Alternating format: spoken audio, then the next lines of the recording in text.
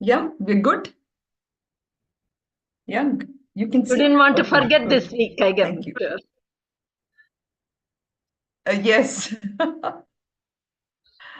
Okay. Oh,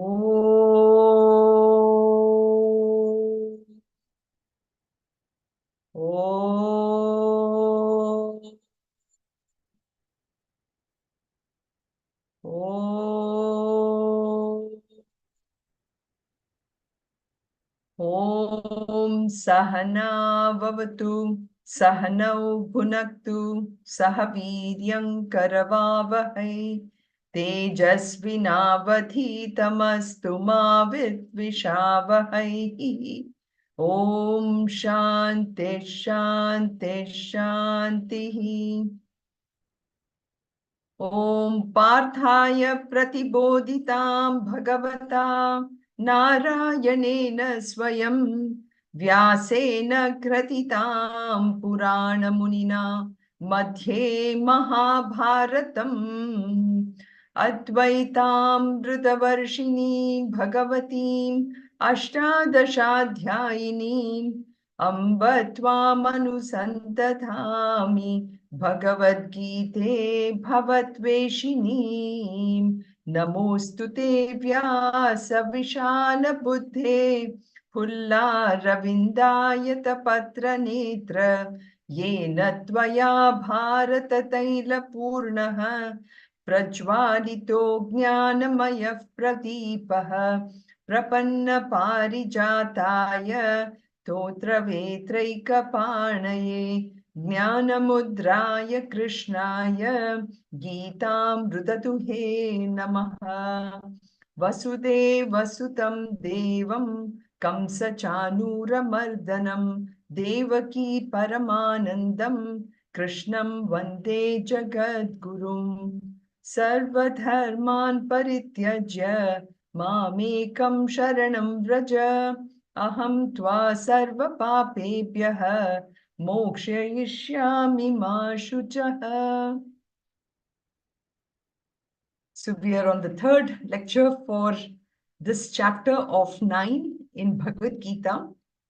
And we have seen that from chapter 7 onwards, Lord Krishna is actually almost starting a new religion. What do I mean by that, new religion?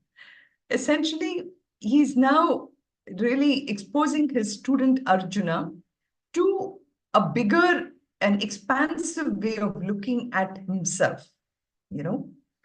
So he actually starts to explain about, well, Arjuna, you know what knowledge is, but I'm not sure if you know exactly what wisdom is. So that's how he starts off as a hook in chapter 7 with these words jnanam and vijnanam. So jnanam, as Arjuna has, so far kind of understood, is really the knowledge, and he thinks, he's smart, he knows what knowledge is, and so one second. Sridharji is looking out for me, so he makes sure that I've recorded, and it is getting recorded, right? You can see that. Okay, good. So, so jnanam is something that Arjuna knows, but he hasn't yet understood the practical implication of what jnanam means, and that is a vijnanam. And you will see this chapter, and this is why we are actually, yeah. One second. How do we know it's recording? It says custom live streaming service. Correct. I think that means it is getting recorded. You're sure? Custom. Okay. Yeah. Okay. Yeah. So that is, so we've understood kind of what jnanam is, but for vijnanam, and this is the big gap for all of us, right? It is a big gap even for us if you forget about spiritual knowledge, even in our secular knowledge, right? When we go to school, when we say thermodynamics, in thermodynamics, one of the classic thing is, pressure and volume are, how are they connected with it? Or if you take the laws of motion, laws of motion, of Newton's law of motion. Every action is an equal and opposite reaction.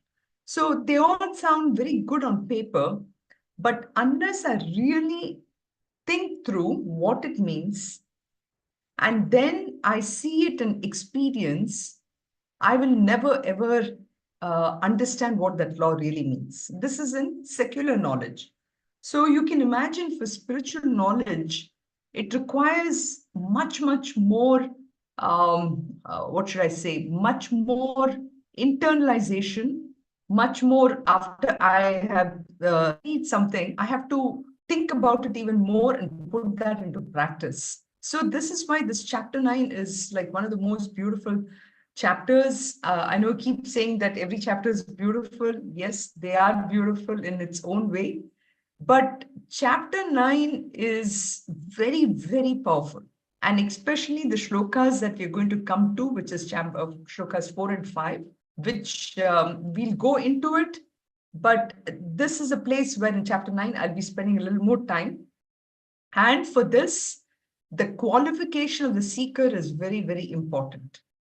So we see that in this chapter, in the beginning itself, in the very first shloka itself, Arjuna is given this great qualification, not qualification, or he's given this great adjective of Anusuya, which is a very important characteristic which is needed in order for us to progress, as I said, not just in spiritual, but also in material world. There has to be that unquestioning, unwavering faith. And in order for that faith to happen, for anything to happen, I need to make sure that my mind is clear and is ready to embrace what is coming in front of me. So especially for things like, when we say in the regular parlance, how do I take more risk? In order for me to take more risk, I should not have any doubts. And that's the word which is Anusuya. Asuya means somebody who has doubts. Anasuya is somebody who has absolutely no doubts. When I don't have any doubts in my mind, I will be able to embrace the knowledge. And that embracing of the knowledge requires a lot of faith. Now, that's the part that today I want to spend some time to discuss it. Okay, so we will do that, and then we go to the shlokas 4 and 5, because shlokas 4 and 5 needs that Shraddha. So we will spend some time and I think I'd given you a little bit of a homework assignment on Shraddha part of it. But before we come to Shraddha, we'll just quickly review this chapter, the first shlokas 1 and 2, where we said in shloka 1, Krishna actually tells Arjuna that I'm going to introduce you to this greatest secret. And again, what is that secret? We said the secret is something which is the biggest secret, or the most important secret which anybody can think of. And that's why he calls it Guhyatamam, which is the most superlative of secrets. And he says, again, combining that knowledge with the practical wisdom, you will be able to get it. You will just get it, what I'm trying to say. And then he says, what is the special result of this knowledge? First of all, is that because of the subtlety of the knowledge.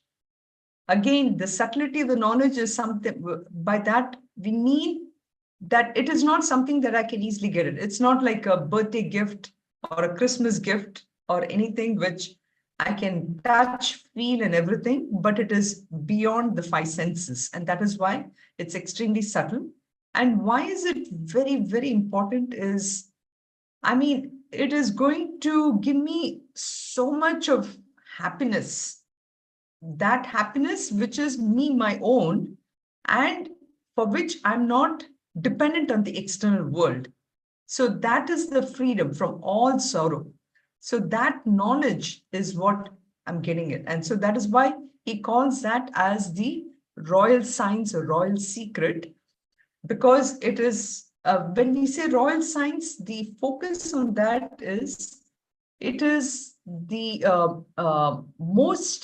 it's the best science that one can ever hope to get. It's the bestest knowledge that we can ever hope to get. So that is what he meant. And it is a pavitram indicating that it is by this knowledge, one is completely purified.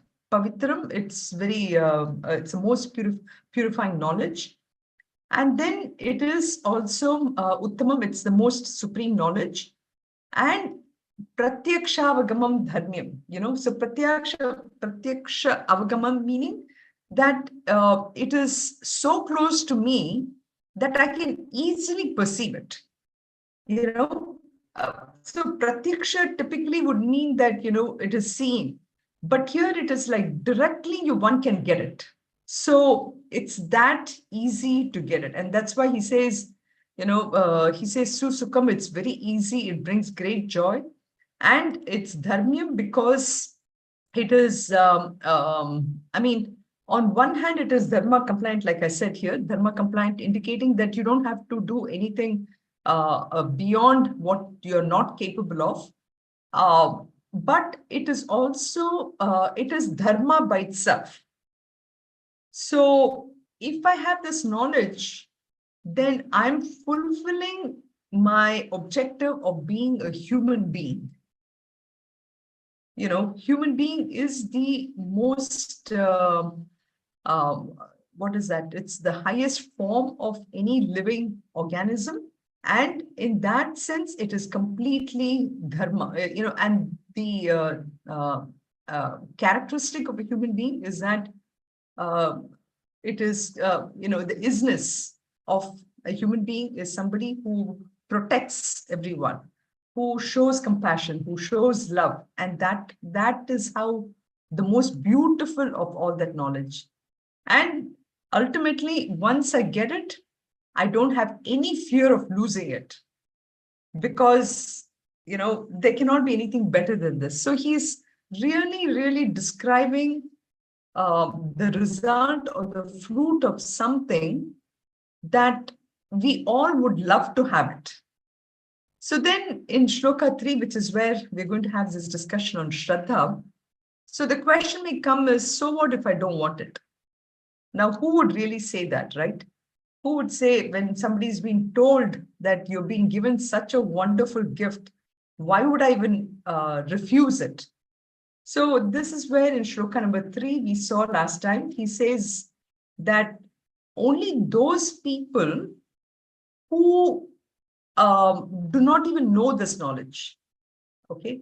Now, how would they not know it?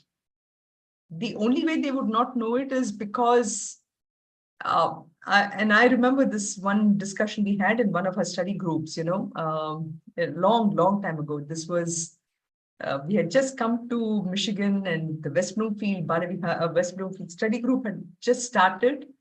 And Ashok was, the study group moderator at that time in that group. And I remember Sushma, she had asked, so, oh my God, this is so beautiful. Why can't just people get it? This is so nice. I really want to go out and tell everyone come to Banavihar, come to study groups. This is the best thing you can do and everything. And soon, you can imagine when you go and talk about this, you won't become the most popular person. You'll actually become the most unpopular person. I'm just joking about this. But what I'm saying is people immediately think, oh my God, somebody very religious is coming forward to telling me this. But in reality, what we're trying to say is, we're trying to tell people, yes, I'm sure you're getting this great, it's like you're going to the mall. If you can one can get whatever we want in, say, Myers, but we can also get something even better in, say, Neiman Marcus. I don't know if the store still exists or not. I know they're going out of business even then, but what I mean is maybe Saks Fifth Avenue, something like that, what will people say when you tell them that, you have the best thing in Saks Fifth Avenue? Of course, first thing they're going to say is, what, I really cannot afford it. So that's why I don't go there. But the point is, they have not yet tried their best to get to something which is in Saks Fifth Avenue, right? You have to work hard to get that kind of money in order to afford something. So most people don't even try it. Okay? They don't have faith in themselves. So this is why this is an important shloka from that point is most people actually while away their time or while away their faith in things which are very, very small. We are very happy with if I get this small thing and I'm just totally content. I don't want to try myself further.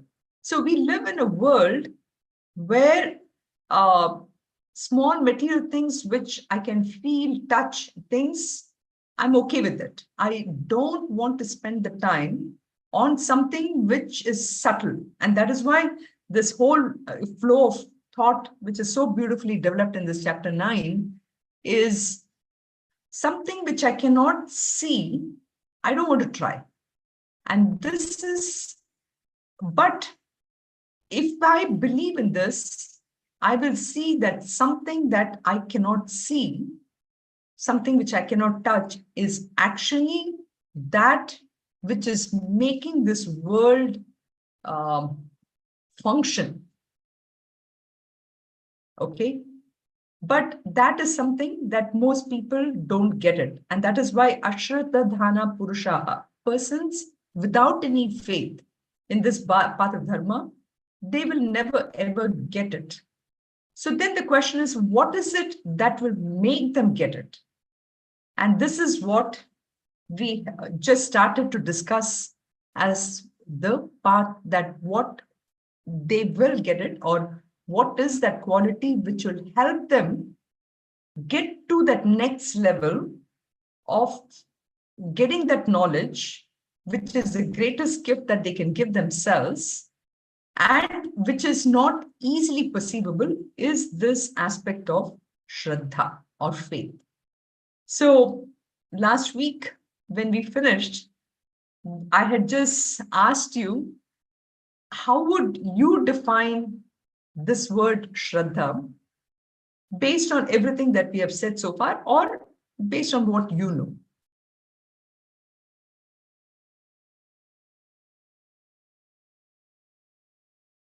And I know Meena Shankar, she sent me a couple of notes. If Meena is there, maybe Meena, I can ask you to share. Yeah. Hari Om. Hari Om. In layman's word, Shraddha, like the yearly Shraddham that we do, for our ancestors, the name itself implies Shraddham, which means if you do with utmost Shraddha, then definitely our ancestors are satisfied and they bless us.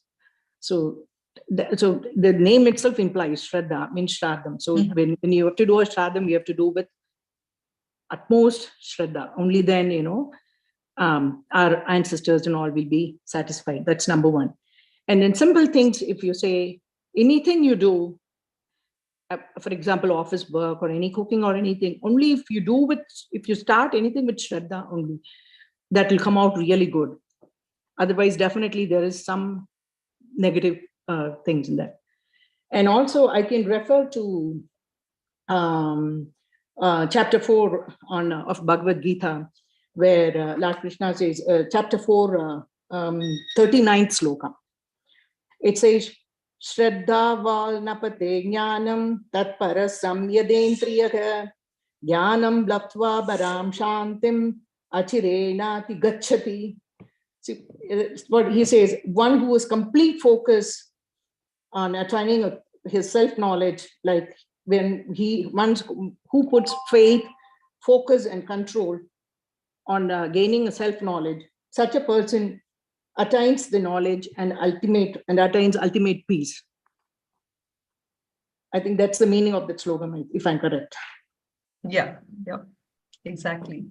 Yeah, I just wanted to share it because when I was going through this, you said, some reference about Shraddha. Then I Correct. found Loka in chapter 4. He already has said what is Shraddha, Mhm. right? Yeah. Mhm. Yes, exactly. Exactly. So beautiful sharing. Thank you, Meena. Thank you. Going back to the word Shraddham, what you were saying, right? And how Shraddha can be connected to Shraddham. So this is a ritual that we have in our tradition, that when somebody passes on, we honor them, we think about them, and we do the necessary prachitam, everything, Why do we do that? The person is gone. Now, somebody who doesn't have any faith in the subtle aspect, which is what we're talking about, they're gone. But we believe that they are continuing to live in their subtle self. So we are doing this puja. So that's why it is Shraddham, because we have the complete faith in that subtlety of the being which has departed, which has only given up its mortal remains, or the gross body. So that is one aspect of it, what you had rightly said about Shraddha. Anybody else? Hariom, and also I had asked you a question about why in Mahalakshmi Ashtotra, well, there's a name for Mahalakshmi as Shraddha. I couldn't get that. I don't know Correct. I actually also talked, we had a Lakshmi Narayan Puja, and I did ask one of the priests about why particularly Shraddha. He couldn't give me a proper answer, so I don't want to say it. Let me think through a little more and come up with something more deeper Okay. what he had said, So we'll, for next week, I'll try to ask a couple of other people here in the ashram itself. Okay. Thank you so much. Yeah. Go ahead, Geeta. Can Shraddha be said as complete dedication? Yes, at the level of performance, it leads to a complete dedication. Because again, going back, and this is why this word Shraddha, which has been introduced in Shloka 3, ties very well with Shloka 1, where Arjuna is called as Anusuya, right? Anusuya is somebody who has absolutely no doubts. So when I don't have any doubts, I am completely dedicated. If I have a doubt, suppose, somebody's asking me, let's say in a Bharatiya temple, somebody's asked me to come and do a particular job of cleaning the altar or something, and I do it. I have 10 other things going on in my mind, and I'm thinking, why am I doing this? I really don't believe in the idol or something like that. Then automatically my dedication to the duty of doing it suffers, right? So that dedication is 100% only when my mind is pure and I have no doubts in what work I'm doing. So that makes my job, I'm dedicated to my job. So that dedication at that level is needed even in our day-to-day job, right? So even in my day-to-day job, when I take up a position in a company, I have to have the Shraddha that this company is doing well. My boss, is giving me the right things for me to do, So and yeah, go ahead. Shraddha can be connected to two different activities. One is our level, office level or at normal level. And the other one, which Meena was explaining, is in a different level. Can I say that way? Or both are same? They are both same in the way you have said it. Ultimately, that 100% dedication is needed for both material and spiritual worlds. Yes, it is In actually. the spiritual world, it becomes even more difficult because I cannot see what I'm going to get, or, I just have to have the faith that it is going to get somewhere. But it is not blind faith. And I have a few things where I will show it. But Meena, you wanted to say something? No. I was replying to Geeta. I said, yes, it is all the same. Even simple things, for example, cooking or doing an office job, anything you need Shraddha. And if you have to do and Shradham, you need Shraddha. Or anything spiritual, anything from simple things to even the spiritual level, everything is the same. Only thing is we have to have the Shraddha. Only then you can attain whatever is the goal that you want. Correct? So it's complete dedication, no matter what you do. Yes. But with understanding, that is also very important. One has to have, and this is why it is a very, I have some things which I wanted to share here. So, like Meena, when she explained about Shraddhavan Dabate Jnanam, that shloka, it is in Bhagavad Gita, actually, the word Shraddha itself, comes about 15 times, all the way from chapter 3 to chapter 18. Meena gave the shloka from chapter 4, 39 shloka. So here, I specifically brought this shloka of, Sattvanurupa Sarvasya Shraddha Bhavati Bharata Shraddham Mayo Ayam Purushaha Yo Jat Shridhash Sa Eva Saha. So here he talks about, now one may say, so, okay, we are saying that faith is very important, but does that mean that only few people have that 100% dedication? So he's saying, no, not really. Everybody has faith, but it depends upon what kind of faith. Okay. So in these later chapters, you will see Sattvic, Rajasic, and Tamasic coming into play. The type of gunas which colors the faith. Okay. For example, somebody who has tamasic shraddha, that person has not even thought through what the person is doing it when he's coming to when he or she is trying to do some work. The person has a very different idea of what he or she is going to get or anything. So with that in mind, they do the work. Whereas Rajasic Shraddha is something that, okay, if I do this, or I'm doing this faith, or it's kind of a blind faith. Rajasic Shraddha is like a blind faith. Okay, somebody told me to do this, I will just do it, and I'm going to get something out of it. Sattvic Shraddha is the intelligent questioning, intelligent questioning of something and understanding what it is. So this is why I thought, we spend a little bit of time as what do we mean by blind faith versus Shraddha, versus blind belief.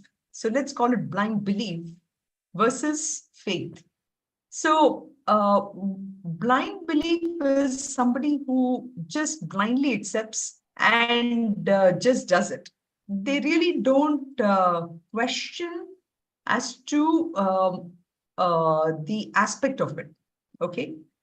So, for example, in blind belief, one can just continue to do, like, for example, you join this job or whatever, and you continue to do whatever you have to do, but you never really are putting your heart and soul into it and working on the job.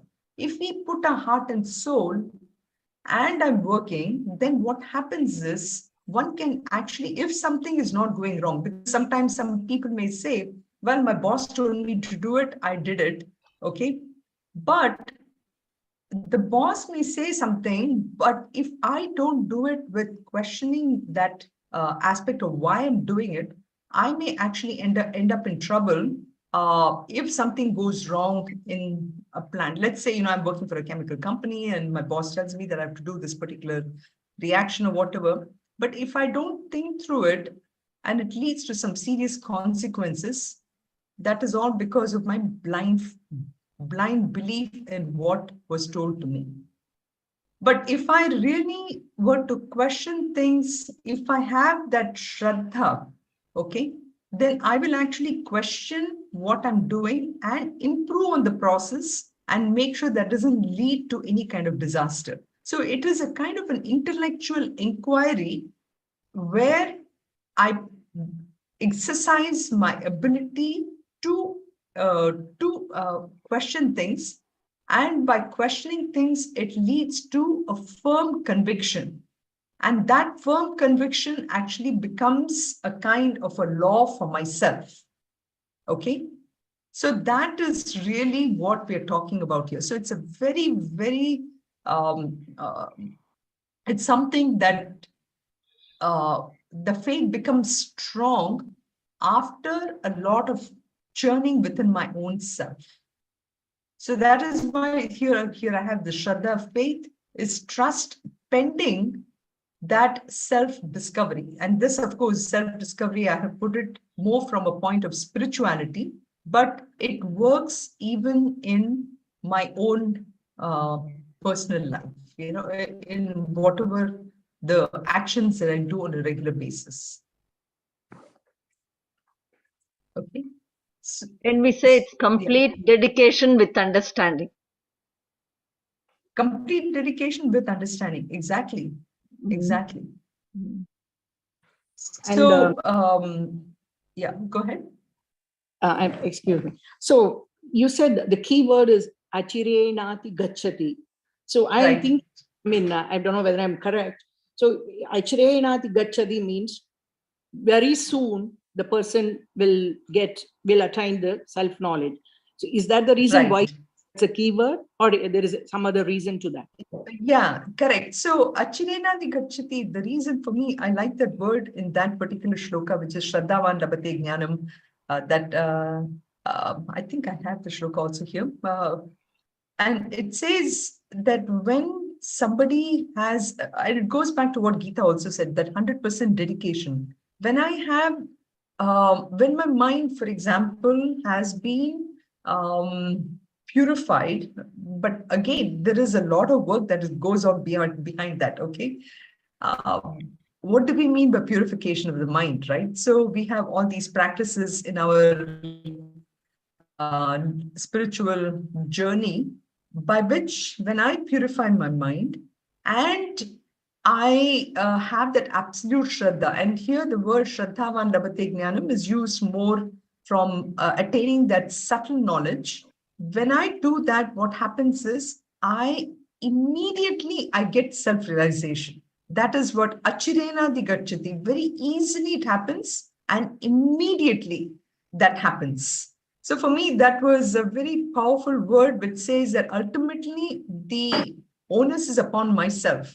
The minute I cleanse myself, I can achieve that absolute knowledge, which is the greatest of all gifts that I can give for myself. It can happen just like that. Okay. Okay. Thank you for explaining. Yeah, no problem.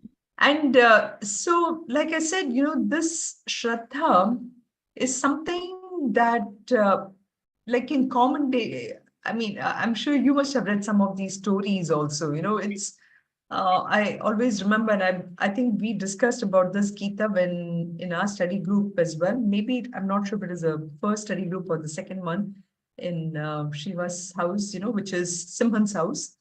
When we were discussing about the fact that, Shraddha is actually one of the Shat Sampatti, the 6 values, Shama, Dama, Uparati, Samadhana, Mumuksh, all these is part of that.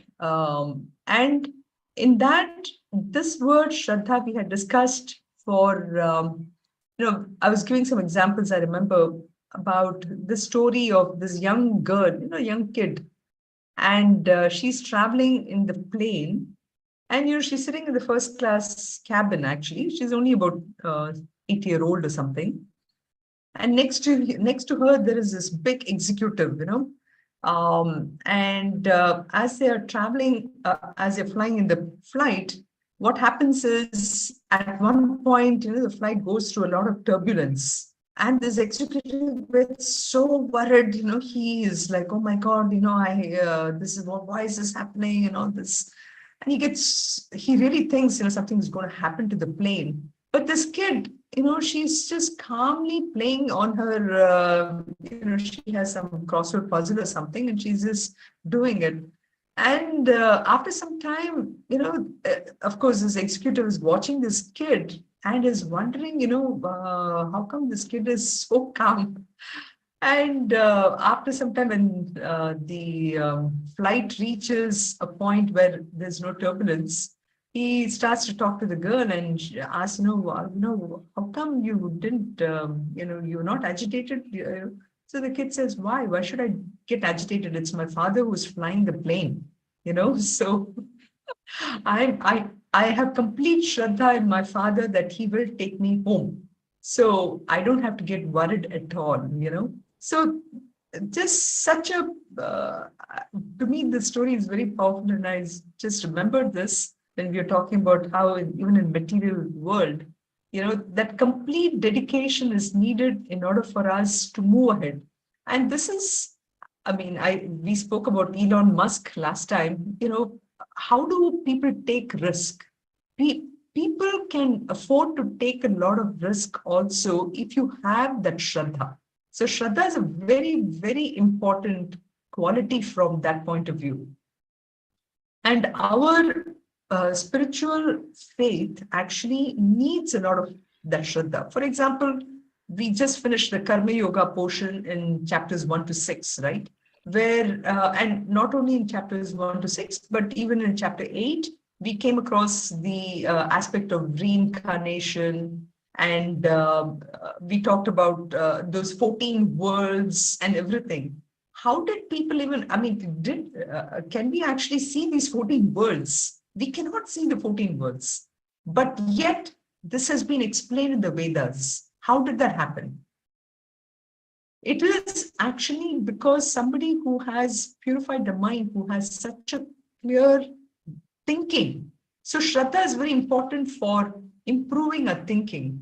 Shraddha is very important, like today's buzzwords, which is design thinking or critical thinking. All these, Shraddha is the one which really helps that. So here, I have this beautiful quote by Swami Chinmayananda. Faith, of course, is a quest on which rides the intellect of the seeker at the highest level of Vedanta. But, he says about, so faith is a belief in what we don't know, so that we may come to know what we believe in. It is a secret strength in the scientist and the explorer and all creative artists, without which they will not find any consistent enthusiasm in their continued search for the unknown. And that is very true. Anybody who joins for a PhD, for example, we are trying to find something for which I don't know. I have, perhaps it was my professor who told me, or perhaps it's something I read and I thought that this would be a meaningful contribution to science or to the world. So you start with that anchor. So he says, it's a secret power in all spiritual students with which they stream forward on their path of seeking the unknown and the unknowable. Without this faith born out of true understanding, no consistent spiritual sadhana is ever possible. So this is for a spiritual sadhana, but the same thing can also be led to a secular thing. But then we also know that in the material world, all these things are temporary. And at some point, when I develop the Shraddha very well, it becomes easy for me in spiritual life also to move ahead. So that's, so Shraddha, basically it comes from the word Shrat, which means truth, and Dha, which means to hold. So it is that ability to hold on to the truth. I want to seek the truth and nothing but the truth.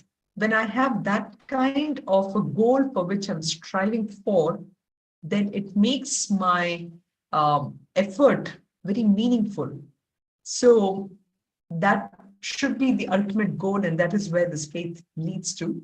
But so I just thought and this is, there you go. This is the shloka that Meena had quoted, Shraddhavan labhate jnanam tatparaha sanyatendriyaha jnanam labdhva param shantim achirenadi gacchati. So you can get that particular goal much faster.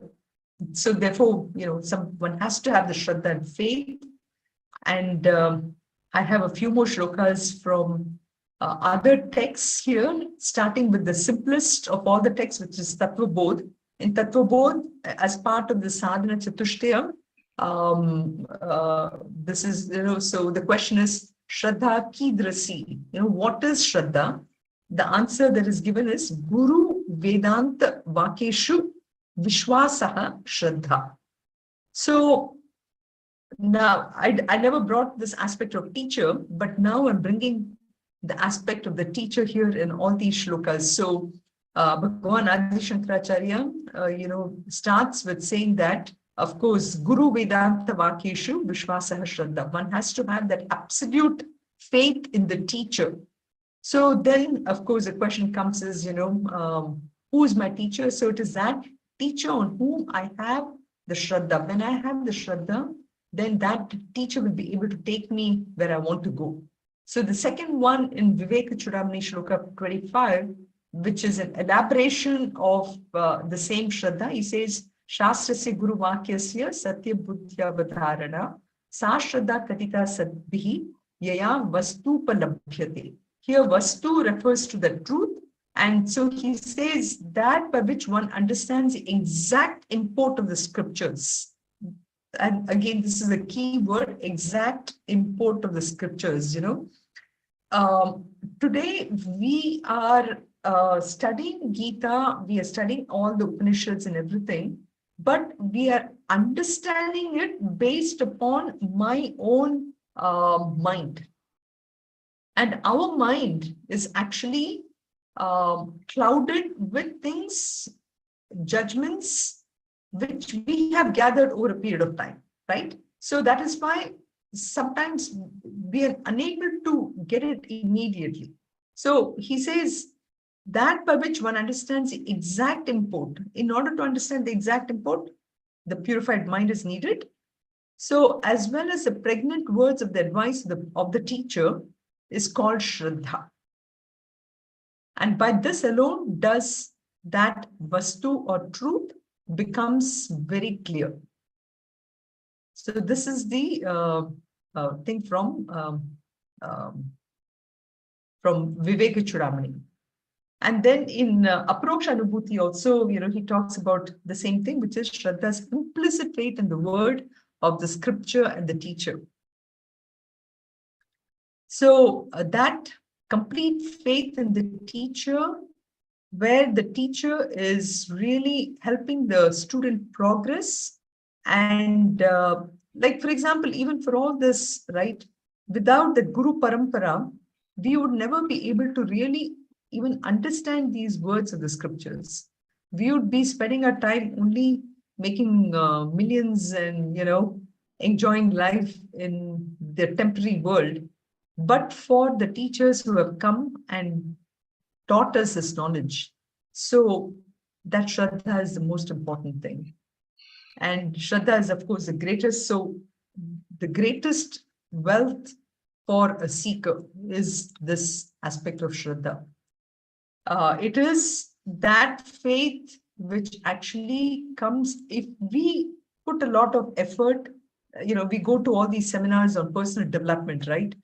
Now, if we can only put a lot of personal development efforts in developing the Shraddha, it can actually become the best friend for us and help us navigate through any kind of problems. So that is, Shraddha is that kind of a quality which really helps us. So any amount of effort we spend in developing Shraddha is actually really good for us. So I shared the shloka, this thing before also. It's the bird that feels, that feels alive even when the dawn is still dark. So that ability to know that things will be okay, even in the midst of the worst of crisis that anybody can go through. If I have the Shraddha that I will come out of this, that's the best quality. And for us, this Apaurushaya, our Vedas, I just explained about Karma Kanda, about reincarnation and everything. And Meena talked about Shraddham, where we do these tradition, where we have the tradition of offering our prayers to the departed souls. And in all this, our Sanatana Dharma is completely based on Paurushaya means, which is that which we can see, which is being told to us by people, but Apaurushaya is indicating that it is a knowledge of the universe. It is that knowledge we're trying to get to. It is not really told by one single person. And that is our Sanatana Dharma. So how can we develop any kind of faith in that? It's only through, having this intelligent understanding, inquiry, all that through this Shraddha. So that was, I just wanted to make sure that any more thoughts on Shraddha which I may have left out? Thanks for doing so much research and coming and sharing with us. Thank you.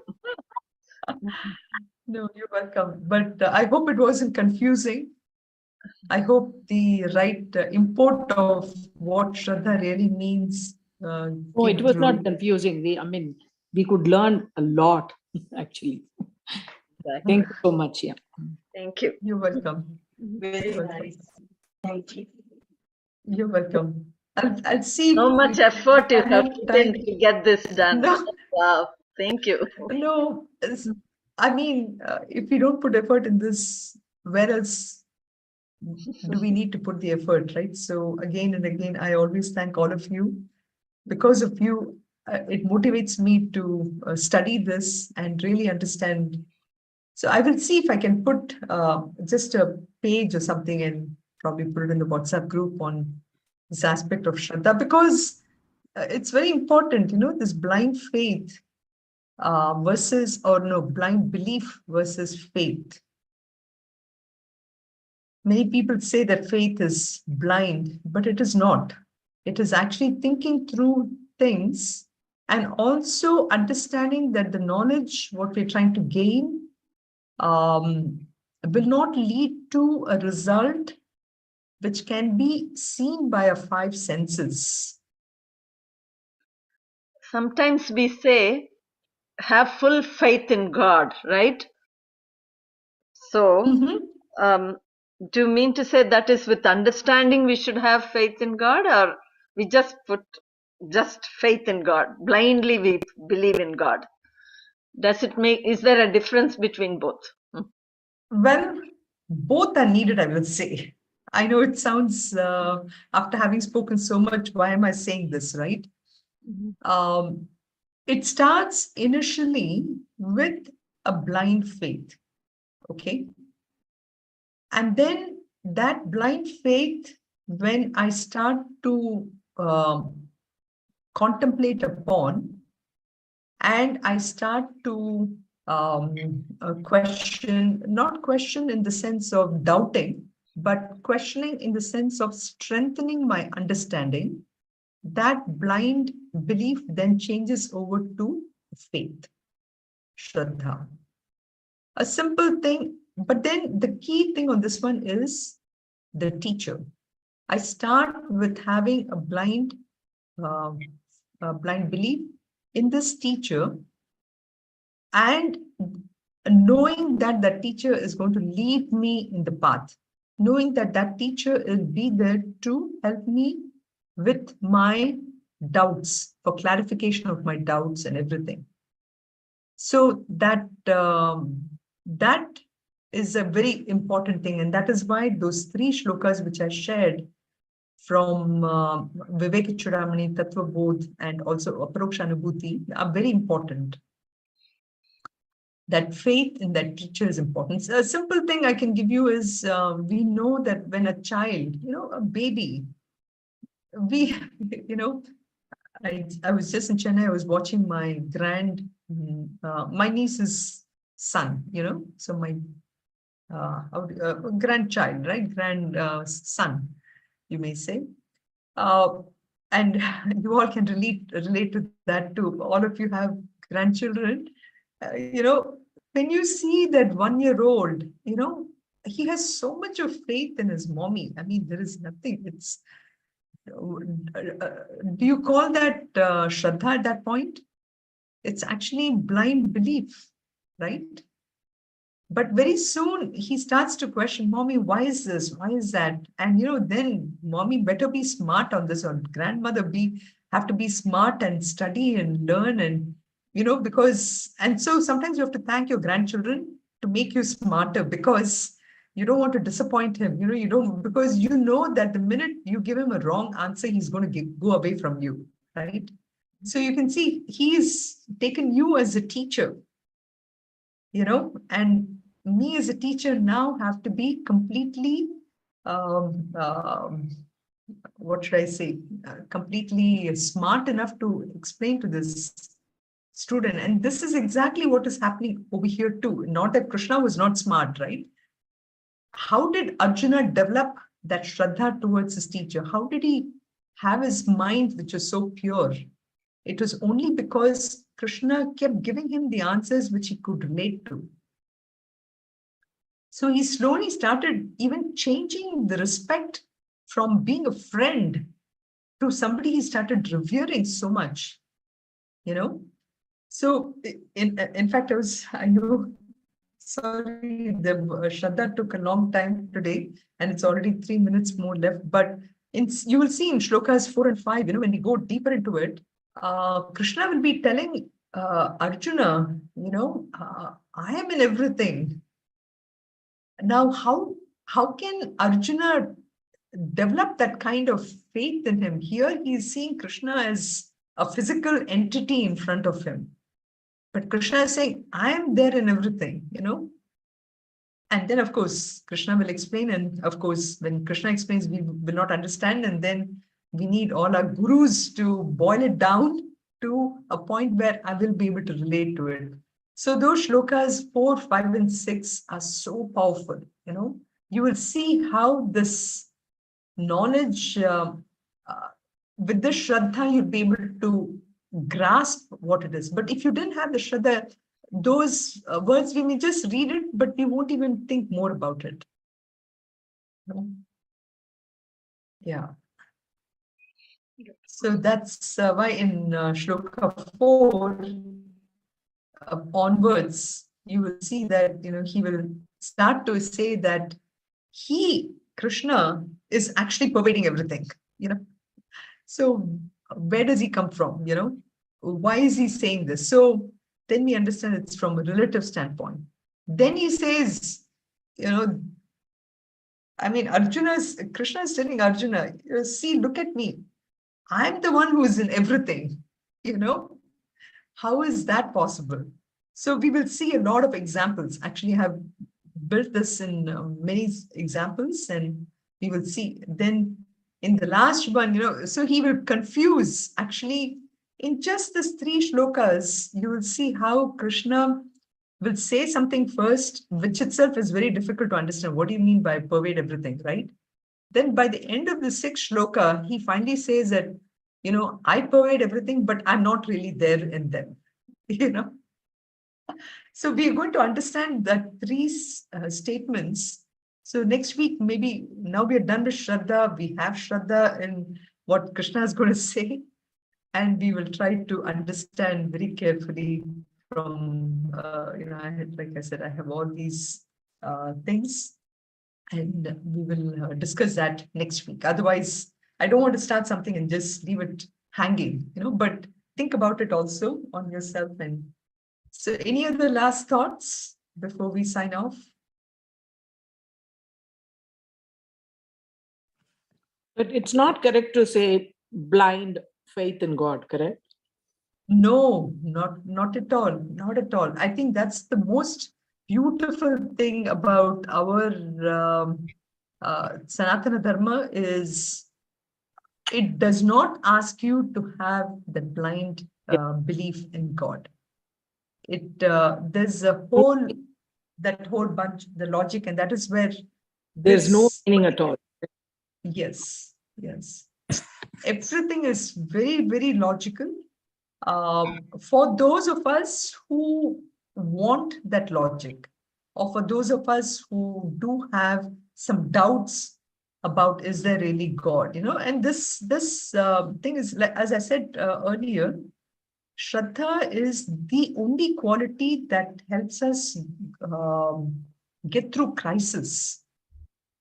When certain things happen to me and say, why me? Why is only my family affected by this? It's only this quality of Shraddha that allows me to understand that whatever is happening to me is not really happening to me as as my core being, but it is happening to this identity that I've taken up, which is Sunita. And that Sunita will keep going from one birth to another. That Sunita is taking up different roles. And in many different roles, Sunita would have been part of some things which Sunita is undergoing the consequences. So those kind of things really helps us understand because of Shraddha. Yeah. Very, very powerful word, actually. Yeah. Thank you so much. Yes, Anand. Thanks for explaining in detail about Shraddha. In Bhagavad Gita also is a detailed, pretty much like a chapter. Shraddhava labhate jnanam. So, yeah, that's all the basic thing that's required. Like when you have faith in the Guru, then only you will learn. Exactly. That complete dedication, going back to Gita's word, dedication is needed. With understanding. With understanding. Exactly. We have to constantly tell ourselves with understanding and to question. And Gita, that is why I love your questioning, So keep questioning and keep thinking about it also, doing the mananam part of it, Yeah. Thank you. Okay, so we'll meet next week. Sarve bhavantu sukhinah, sarve santu niramayaha, sarve bhadrani pashyantu, ma kasyat dukkha bhag bhaved. Om shanti shanti shanti. Om purnamadav purnamidam purnat purnamudachyate. Purnasya purnamadaya purnameva vashishyate. Om shanti shanti shanti. Harihi Om Shri Gurubhyo Namaha. Harihi Om. Thank you, Sunita ji. Thank You're you. welcome. Thank you so much. Thank you. Thank you. Beautiful explanations, ma'am. Thank you.